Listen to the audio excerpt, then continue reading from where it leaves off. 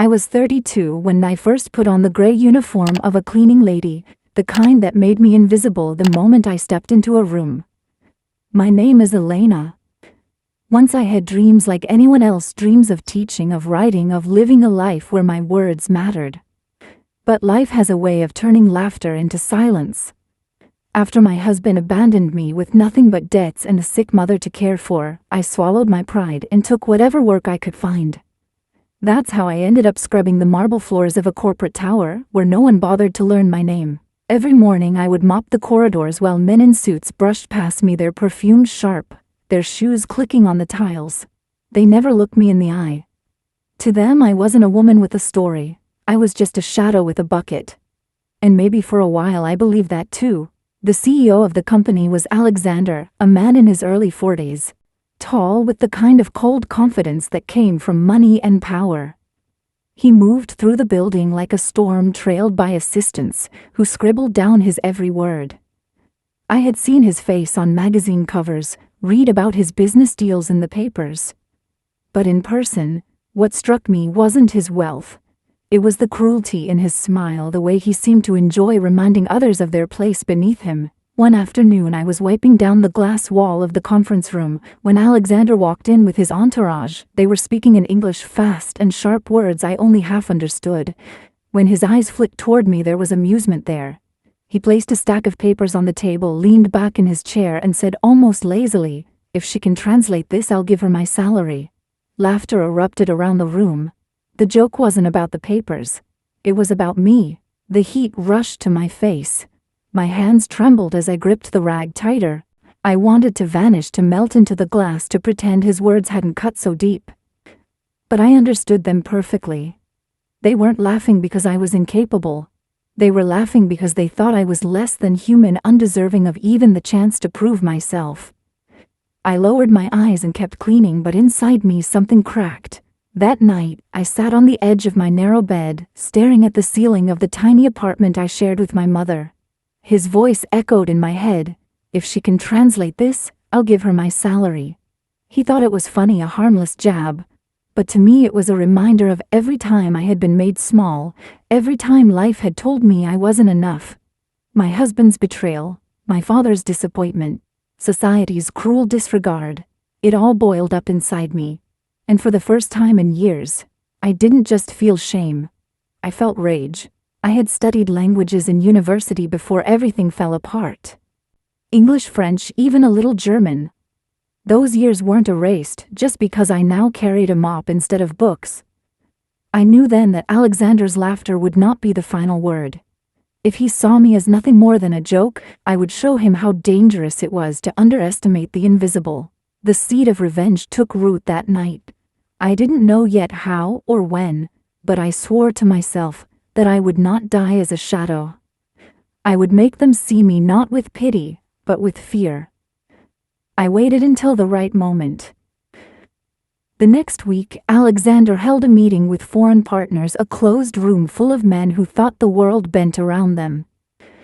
I was cleaning the conference when someone left the door cracked, and a stack of those same foreign papers lay within reach. My fingers hovered over them for a heartbeat, then I slid one page into my apron and carried on as if it were nothing.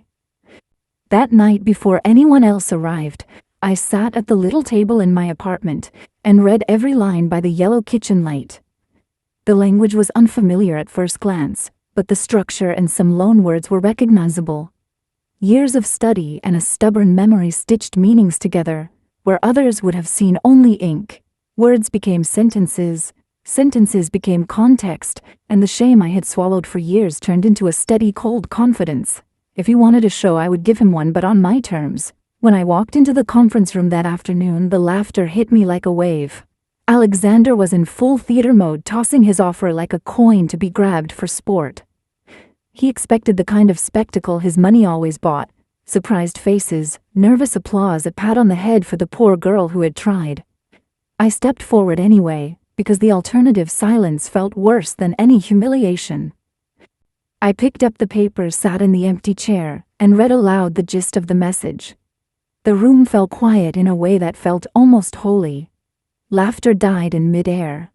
It wasn't just that I translated. It was how I turned their joke into a mirror that showed them their own arrogance. Alexander's face shifted from amusement to something like recognition, then to a guarded fury. He'd mispriced the world. He thought talent wore a suit. He kept his promise. He wrote the check right there, folded and precise enough to cover rent and therapy for months. But the money was never what mattered. The check was a tally, a proof that his words could not ignore me. When I tucked it into my apron, I felt the old shame and a new possibility in the same breath. He offered me work afterwards, small interpreting gigs, and I took them on because I had a plan, and those gigs gave me access. Every meeting I cleaned became a chance to listen. Every contract I polished was a chance to read between the lines. I learned names, roots, the way certain men spoke when they thought no woman was in the room. I found patterns, transfers disguised by vague descriptions, companies that existed only on paper, promises made in closed doors and never kept in ink anyone could hold. It didn't take long for me to see a deeper web. There were people who used language as armor, and others who used language as a sword. I found a ledger slipped into a folder someone left on a secretary's desk, quickly copied it with a camera app on the cracked phone I'd bought for emergencies, and then replaced it so no one would suspect. It took patience, late nights, and the skill of someone who had once combed texts for nuance and truth. I started hiding copies of what I found in places no one would think to look: a hollowed shampoo bottle, a cracked tile behind a radiator, the pocket of an old coat I kept in the supply closet. Each piece of paper was a small promise that I was reclaiming more than my dignity. I was building a case. Of course there were risks. The executives had pride like armor, and when pride is bruised it can become violent. Rumors started murmured about me in elevators, written in the margins of reports, a whisper that made it back to the boardroom. I saw the way the CFO's jaw tightened when my name came up, the way the head of HR cleared her throat and pretended she hadn't noticed, the way I lingered at the back of meetings. Once a stranger followed me down the subway steps and stood too close until I ducked into a crowded car. I would not let fear pin me back into the shape they'd designed for me. Fear became a tool I knew how to use. I learned to walk the line between visibility and shadow. The other weapon I learned to wield was patience. You can't bring down a house of cards with a single gust. You need the right gust at the right hour. I began to cultivate allies in the margins, people who knew what it meant to be overlooked. A junior accountant, tired of being ordered to adjust numbers without questioning where they went, slipped me an envelope with bank references and a list of mysterious transfers. A receptionist who had once been fired for complaining about a client began leaving doors slightly ajar so I could pick up discarded documents. They trusted me because I listened without pretense. I returned their trust by turning their small truths into part of a larger, undeniable pattern. And then there was the thing I had not expected, the quiet ache that surfaced when someone finally saw me. Alexander watched me with new eyes after that translation. An uncomfortable attention that was both dangerous and oddly human. He offered help I didn't want, and opportunities I resented accepting. He was a mirror that reflected both my power and my vulnerability. It would have been easy to let him become a complication, another tether, but I kept him at arm's length, using his access without letting his presence soften my resolve.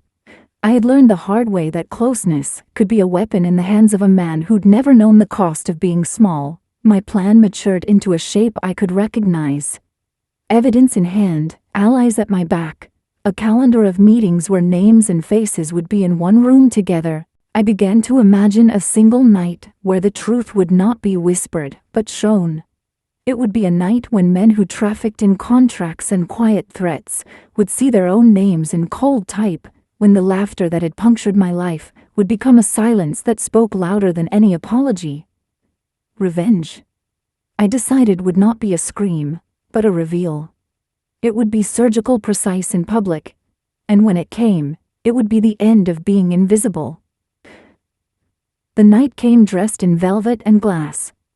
Alexander's company was hosting a gala, the kind of evening where champagne flowed like water and laughter ricocheted off chandeliers.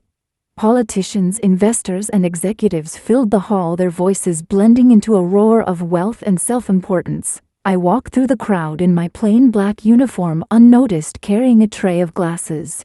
No one thought to question the presence of the cleaning staff. We were furniture background tools. But I wasn't carrying only glasses that night. Hidden in my apron pocket was a small flash drive, the sum of months of stolen whispers, copied ledgers, and smuggled contracts. I moved like a ghost, between clusters of men discussing markets and women comparing jewels, every step rehearsed in silence. My heart pounded so loudly, I worried someone might hear it, but on the outside I was calm. I knew this was the moment. My allies had done their part. The projector was primed, the screen set to flicker at my signal, the audio connected. All it would take was one touch, and their empire of lies would be dragged into light. When Alexander took the stage to give his speech, I felt the irony strike me like a blade. The same man who once mocked me now stood as the face of the empire I was about to fracture. He spoke smoothly, his voice confident, every phrase crafted to draw admiration. He thanked the investors, honored his late father's legacy, and toasted to a future of growth. The applause thundered, a wall of sound that should have buried me. Instead, it fueled me. I stepped forward. The crowd barely noticed until I stood directly beneath the screen. The projector flickered light, catching the edges of my face. For the first time in my life, every eye turned toward me. The murmur started, confused, a ripple of voices. What is she doing? Who is she? Alexander's smile faltered, his voice catching mid-sentence. I pressed the button. The first document filled the screen, a bank transfer labeled as charity, but traced to a shell company in a Caribbean island. Then another, emails confirming bribes, ledgers of illegal shipments, contracts signed by men now sitting pale-faced in the audience. My voice was steady as I narrated each word, slicing through the room. This is how you bought silence. This is how you sold futures. This is how you turned lives into numbers. The silence that followed was like nothing I had ever heard. Not emptiness, but a choking quiet, the kind that comes when masks are ripped away. Men shifted in their chairs, their wives clutching their arms, investors whispering furiously into phones. My father's name appeared on the screen too, his signature beneath the contract that had sold me into a loveless life. My throat burned, but I read it aloud. I wanted the world to know the price of my blood. Alexander's face darkened. Enough, he growled, stepping toward me. But the damage was done. Cameras were already flashing, phones recording, journalists scribbling furiously.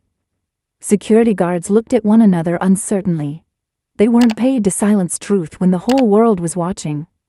I met his eyes, and for the first time he looked small.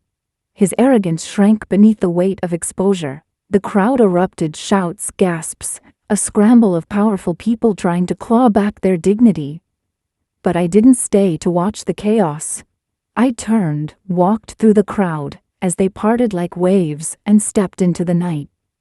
The cold air struck my lungs fresh and sharp, and with it came a strange release. I had not just survived their mockery, I had destroyed its power over me. Behind me the gala dissolved into panic. Ahead of me was uncertainty, maybe even danger. But for the first time in years, the road was mine. I was no longer a shadow. I was the fire that burned their lies to ash. In the days that followed, the city buzzed with the story. Newspapers splashed headlines about corruption and betrayal. Tabloids speculated about the mysterious woman who had hijacked a billionaire's gala, and television anchors debated how long Alexander's empire could survive the storm. My name wasn't in print yet, but whispers began to trail me. To the world, I was simply the cleaning lady with the flash drive, a ghost who had forced the mighty to kneel. I watched the coverage from my tiny apartment, the flickering screen casting pale light on the cracked walls. My mother sat beside me, silent, her frail hand resting lightly on mine. For years she had carried her own shame for the life I'd been forced into, whispering apologies she didn't owe me. But now she looked at me with something different, pride. For the first time I felt like I hadn't just fought for myself, but for every woman who had ever been dismissed, mocked, or treated as invisible. But victories are never clean. By the third day the threat started. Anonymous notes slipped under my door, voicemails filled with venom, strangers lingering too long outside my building. Power doesn't surrender quietly, it claws, it bites, it bleeds others before it dies. Some nights fear curled in my chest so tight I could barely breathe. Yet every time I thought of stopping, I remembered Alexander's smirk, my father's signature, the laughter of men who believed I was less than human. That memory burned hotter than fear. Investigators reached out to me quietly. They had seen the documents, they wanted more. For a moment I hesitated. If I gave them everything, I would be exposed completely. But then I realized I hadn't started this war to crawl back into silence. I handed over the files, every copy I had hidden away in shampoo bottles and cracked tiles. When the officer asked why I'd risk so much, I told her the truth, because being invisible is worse than dying. She didn't argue. Meanwhile, Alexander scrambled to salvage what he could. Press conferences, staged charity events, denials, it was all theater. But his eyes in the photographs told a different story. The confidence was gone. In its place was the look of a man cornered by a woman he thought was beneath him. My father fared no better. Old victims emerged from the shadows, stories of bribes and cover-ups that stretched back decades. He called me once, his voice shaking with fury. "You've ruined us, Elena," he spat. For the first time in my life, I hung up without answering, and yet in quiet hours, doubt haunted me. I lay awake wondering if revenge had cost me pieces of myself I could never get back. I had burned their lies to ash, but what was left for me? No job, no safety, no certainty. Freedom, I realize, can feel like exile when the world you knew is gone. But then I thought of the women who had started leaving small notes at my door. "Thank you. You gave me courage. I'm not afraid anymore." Their words stitched something inside me that betrayal had torn apart. Weeks later, I stood once more at the edge of the city, looking out over skyscrapers lit like fire against the night. The empire that mocked me had collapsed into rubble, but I remained. Not as a servant, not as a victim, but as proof that even the smallest voice can shatter the loudest lies. So I tell you this, not because I am proud of every choice I made, but because silence would have buried me alive. If you are listening, if you have ever felt invisible, I want you to know you are stronger than they believe. Your truth may scare them, but it is your power. And if my story has touched you, if you saw a piece of your own wounds in mine, then stay with me. Like, share, and subscribe, not for numbers but so more voices can rise out of the shadows. Leave a comment, tell me your story, because none of us should have to carry our pain alone. We are not property, we are not pawns, we are not invisible, we are fire.